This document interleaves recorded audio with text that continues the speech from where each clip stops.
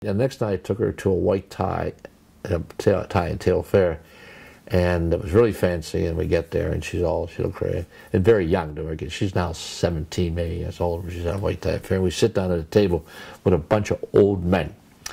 At this table, there was a circle of old men with their old wives, and here I come with this little blossom. And I always remember that night so well because I always wanted the girl that could handle herself socially. See, that was a little more important than, I guess, maybe the practicality of a German boys' band.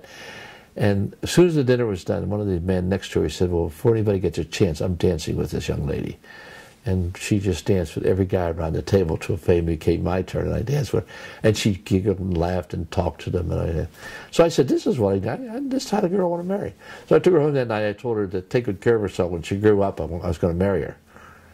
And that's when she said, thank you, Mr. Wright, and closed the door. But I never changed my mind.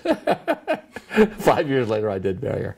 So that was it. So, we had a long connection, but, I was in the service for 2 years. Really in the service. I never saw her. I came home and leave. I sometimes didn't even get home. But that was the way it was. I liked what I did in life. Oh, I can't think of anything in my life that I didn't like. That's hard to believe. I even liked the military. I liked the school.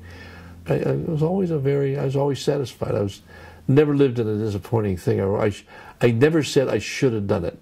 I think I'd done it all.